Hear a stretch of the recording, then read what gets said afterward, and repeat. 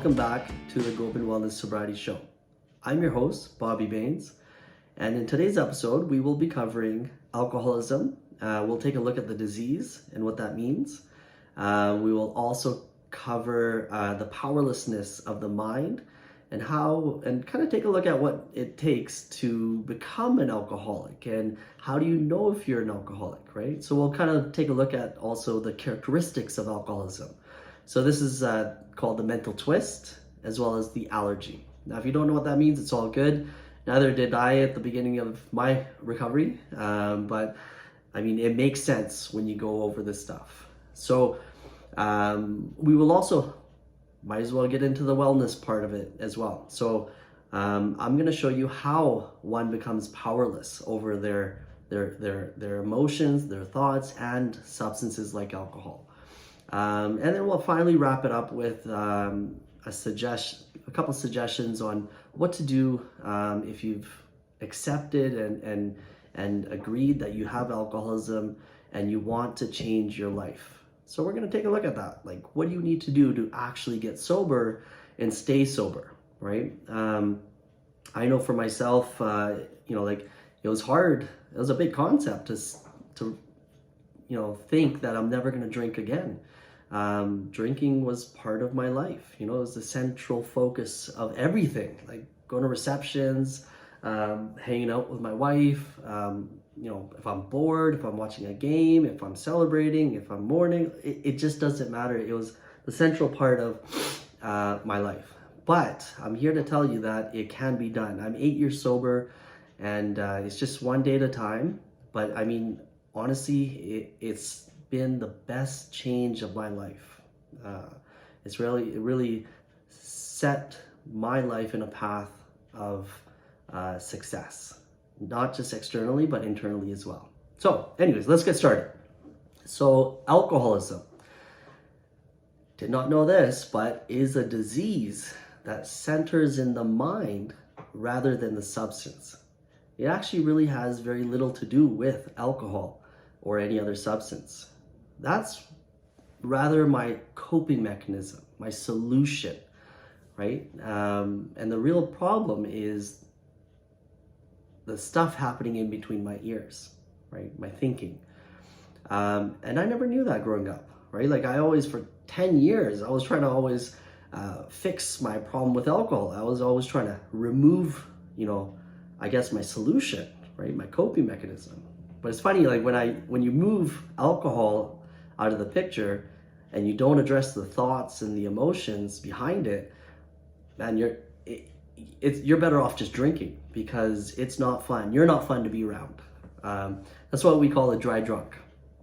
But yeah, so anyways, alcoholism is a disease that centers in the mind rather than the substance. So therefore, the root of my troubles is in my thinking. Now, they say the root problem to alcoholism, the root of my troubles is ego, self-centeredness, selfishness. Now, what does this mean? Well, ego means the need to control people, places, things to meet my expectations on what life should look like. And when life doesn't look the way that I expect or the way that I planned, and life just does not go my way, I suffer. And that suffering creates an obsession of the mind. And my mind will create thoughts, traffic, to control that stage or prevent it from falling apart or continuously look at ways to just fix it. And that's so true. Like my whole life, I fix this problem, that problem happens. I fix that problem, another problem happens. It always felt like I was like always fixing things in my life, right? I didn't know that was a disease. I didn't know that was part of alcoholism, right? That I didn't have to manage the stage. I didn't have to control people, places, things. And these expectations just kept me drinking more, right? So that's what ego is. Obviously, you can write a whole book about ego, but the gist of it is really just this need to control everything. So there are two things that make me an alcoholic, and there are two basically characteristics of alcoholism, the disease. The first thing is called an allergy. Now, what does that mean? Well, by definition, something that reacts with my body in a negative way. For example, if I have a nut allergy compared to someone who doesn't, the person that's normal without this allergy, they could eat the nuts and not have any issues. But for me, if I eat those nuts, my body reacts and negative things happen. The same thing goes with alcohol or any other mood altering mechanisms. My mind has conditioned itself, it's created behavioral patterns to take alcohol differently than normal people. My body reacts, my mind reacts differently. So as soon as I have that first drink, I change and I want more. Rarely do I want just one. Like, I don't drink to socialize. I drink to get the buzz, right? Like, essentially that's what I'm chasing. I'm chasing the buzz, not the alcohol itself. Whereas the normal person, I mean, I see my wife at times, she has wine that complements her steak at like the keg or something, and she can leave like half a glass of wine because her steak's done, right? For me, aside from the fact that it costs money and I get pissed off, for me, I'm gonna have a couple before coming to the keg. I'm gonna have that drink. I'm probably gonna have another one, but I'll never leave any alcohol behind. Like, I'm gonna finish that drink, and then when I get home, I'll probably have a few more as well. Now that's just kind of like how it goes with me. It's not like I'm complementing that steak with that wine, or I'm using that wine to really conversate with my wife. I'm using it to really put myself in a better mood, or in a mood to kind of socialize, in a mood to kind of enhance that event, right? So that's what an allergy is. And yeah, I mean, just ask yourself that question, right? Like, most of the time, do you drink to get drunk or do you drink to socialize, right? Chances are, if you drink to get drunk, and if you don't know how many drinks you're gonna have after that first one, chances are you probably have an allergy, right? You've developed it along the way. The second thing that makes me an alcoholic, or is a characteristic of alcoholism, is called the mental twist. Now, the best way to kind of describe this is, if I touch a hot stove, I burn my hand, for some reason, I'm gonna touch that stove again next week, despite knowing the consequences. Now, the normal person would learn from that consequence, right? They burn their hand, they won't touch it again. But people like me, we forget the consequence of a week, a month, a year ago. And we find ourselves forgetting what it was like, or the resolutions that we made in the past, and then we do it again, right? And this is like happens continuously throughout our drinking career. Like, I don't know if you guys probably don't know this because you just met me, but I lost my license 6 or 7 times. And one might think, hey, Bobby, just learn your lesson the first time, right? And I thought I did. I honestly thought I did. Like, I didn't like taking the bus. I didn't like paying all that money. I didn't like the humiliation. But for some reason, I forgot and I did it again. And I kept doing it again, right? So that's just one example. Other examples are like, I'm hungover in the morning and I'm telling myself in the morning, I'm not gonna drink again, or I gotta control this thing, I gotta change. But by 5 p.m. the same day, I'll forget and I'm right back at it. See, that's called the mental twist, right? And that's a characteristic of alcoholism. So now we're beginning to see that alcoholism is much more than just a drinking problem, right? it's how that mind works, and how, it's experiencing the lack of power, right? The lack of power to make good decisions in life. Now, how does one become powerless? Well, that's a very good question. And the thing that's most important to know is that we all have internal needs. When we're not internally fulfilled, this mind looks outside for temporary happiness or temporary contentment. And usually my mind will, find it in alcohol. It'll find it in vacations. It'll find it in new things that I buy. It'll find it in women. It'll find it in food. It'll find it in TV. All these things are really kind of distracting this mind and kind of only giving me like temporary feel good, right? But the real problem is that I have not fulfilled my internal needs. And when I don't fulfill those needs, I become powerless. And it's kind of like an automatic response of the mind, right? It's the same thing as like, I don't think, should I write with my right or left? My mind automatically picks up the pen and mindlessly just starts writing the name. And why is that? Well, we all have behavioral patterns, right? The mind has shortcuts where it's trying to become more efficient. So it creates behavioral shortcuts where it bypasses the thinking and goes straight to the action. So again, with alcoholism, it's conditioned itself. Every time I feel irritable, restless, discontent, my mind automatically goes to the thought or craving of alcohol or something associated to alcohol. So back to powerlessness. So the internal needs of my mind, of myself, there are actually 6 needs that I need to work on that will allow me to become powerful. And again, my sobriety is not like me staying away and telling myself, oh, I quit for life, or I can't be around people who drink, or I can't be around alcohol. Like I have alcohol in my house, my family drinks, I go to resorts, all-inclusive resorts. I have fun in recovery, right?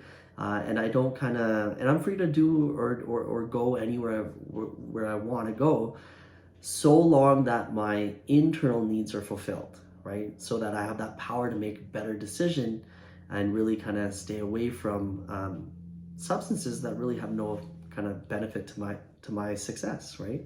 To my life. So I'm going to go over the 6 things, the components of internal needs, and then we'll go from there. So the first internal need is called physical wellness. So 100%, right? Like you got to take care of the body that takes care of you inside, right? So physical wellness is composed of 3 different things. It's composed of fitness, so staying active, nutrition, what you eat, and then also sleep. So how well and how many hours do you sleep in a day, right? So these 3 components make up that one internal need, which is called physical wellness. That one internal wellness component, if you want to say that instead. So ask yourself, on a scale of 1 to 10, 10 meaning you got it, 1 meaning you don't got it, where do you sit on that component? Is it 5 or less, or is it 5 or more? 5 or less, you're going to become powerless, right? 5 or more, you will become powerful. The second component, and I'll just briefly go over these. So the second internal need is called emotional wellness. Now, this is your ability to deal and cope with emotion. Now, how important is this? Pretty damn important. I mean, if you think about it, life happens. As you grow up, people start passing away, you start having a family, you have more responsibilities, you have a mortgage, kids, blah, blah, blah, blah, blah. Your emotional need to show up in life is a lot greater as it is when you're a teen or in your 20s. So the thing is, you showing up on an emotional level is quite important. That's an internal need, right? And funny enough, like the more you drink, the more you mood alter, you don't actually develop this essential need, right? Actually, by numbing out those emotions, um, you become very powerless over these emotions. This is when people start, having anger issues or punching holes in the wall or yelling and reacting in a way that they're not really happy with, right? So alcohol has everything to do with that. I can't understand why people love drinking when it's really kind of robbing you of your internal needs, the most important thing to kind of be successful in life, right? So the third thing is occupational wellness. Now, what you do in life is important, right? If you look at the universe, everything has a job. The sun has a job, the plants have a job, the animals have a job. Everything that it has evolved and exists today serves a purpose, has a job. So working is part of life. That's part of happiness. What you do does matter. That's an internal need. However, now, if you also notice from the universe, everything that exists only exists to serve something else, right? Like the sun gives off heat to everything else. Plants give off oxygen for us, right? For the rest of the planet and stuff. So the thing is, you want to ask yourself, who and what do you serve? If you only serve yourself, you're only feeding that ego and you're only feeding that disease. And again, it's so much to handle. It's going to create an obsession of the mind and you're going to become powerless, right? The other side is serving this universe, like bringing something to the table of life, something that makes you feel passionate and that you're driven by purpose, right? A bigger purpose. That makes you feel happy about yourself and about what you do for others, right? So occupational wellness is definitely an internal need. And I don't know about you, but alcohol definitely affected my occupational wellness, right?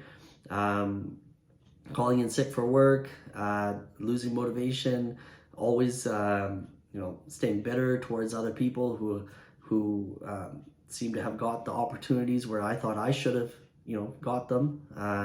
So anyways, occupational wellness is definitely an internal need. The next one is called spiritual wellness. Now, spirituality is not religious based in this episode. It's not God based. Spirituality just means reality, right? Like the words that we use in the corporate world are awareness, clarity, present, mindful, right? So these are all characteristics of spirituality. So the thing is, like, if you can look at alcohol, I mean, it takes you right out of reality. You're not in reality at all, right? And they also say that with alcohol, it takes away understanding. So I was always misunderstanding people, places, things because of my thinking, because I was never present. I was never really kind of in control or powerful. And so I was overtaken by my thoughts and emotions, which really took me out of that reality of things. The next wellness component or internal need is called social wellness. Now, this is how healthy and positive are all your relationships with people. Alcoholism is a disease that wants to take you away from people. So if you have resentments towards a lot of people, alcoholism is doing its job. That's what it wants. It wants you to burn bridges. It wants you to break apart from people and isolate yourself so that you become alone, right? It is a disease of loneliness. So the thing is, when you find yourself drinking by yourself or, like not wanting to be a part of like family members or settings or friends or groups, yeah, like you're in the later stages of alcoholism. It is going to progressively get worse and it's a slippery slope after that. So part of that internal need is really looking and following up with your relationships, working on the problems as opposed to just, ghosting people and just moving on and finding new friends, right? So social wellness is definitely an important thing. And then another thing is that, how positive are these relationships? I mean, you are what you surround yourself with, right? So if you surround yourself with people who, drink, chances are you're going to drink. It's just that simple, right? I surround myself with sober people. And obviously, like, there are still friends that drink, but they don't really drink to the extent that they used to with me because the respect they have for me, right? And that's good friends. I would highly recommend keeping those friends because they do care about you, right? And people do drink. It's not a problem. It's not a big deal if people drink. But if that's the only thing that they do when you're around them, or that's the center focus of every function and every event that you go with them, then yeah, like, you want to reevaluate that friendship, right? And finally, the last thing is called intellectual wellness. Now, this is your interest and ability to learn and acquire new information. I know when I was drinking, I didn't really have interest in kind of studies or school or learning new things other than the things that feed my ego and have benefit to what I want out of life or what I want to do, right? So I wasn't looking at the universe. I wasn't learning about other people or other, cultures or how to help people, right? I was more concerned about just myself and interested in knowledge that just kind of pertained to me, right? That just kind of would benefit me. So anyways, that's the wellness wheel or internal needs. And when you find yourself not being able to meet these needs, your mind will become irritable, restless, discontent, and that will trigger an obsession of the mind or a craving or a thought towards a coping mechanism like alcohol. So moving along, what can you do to overcome alcoholism if you have decided you have alcoholism and you want to stop?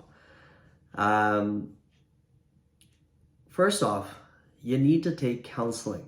You need to address those thoughts, those emotions that drive one's mind to alcohol to begin with, right? So counseling, coaching are definitely requirements for a person to be successful in overcoming that addiction or obsession of the mind.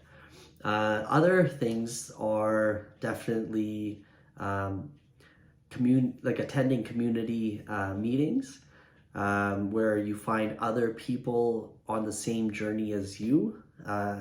This was something that I wasn't really too open-minded about, open to going or open to attending.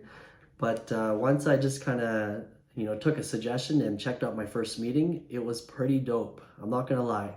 I since 8 years ago, like, I've made a lot of friends. I learned a lot of stuff, and honestly, it keeps me from that mental twist. It keeps me from forgetting that I have alcoholism. So I keep going to about 1 to 2 meetings, just 1-2 hours a week. And that's a pretty good trade-off, right? I get to stay sober, I get to live a healthy, positive life, and just for a 1 or 2 hours a week, not bad, right? So anyways, that's it for today's show. I want to say thank you for all those who have watched. So for next episode, we will be looking at the spiritual aspect of recovery. Again, not God-based, not religious-based, but really kind of practicing how to become present, how to become mindful and make better decisions and really move towards internal success and living your sobriety one day at a time and making it fun. So thank you so much. Thanks for watching. Thanks for listening. And I'll see you guys next episode.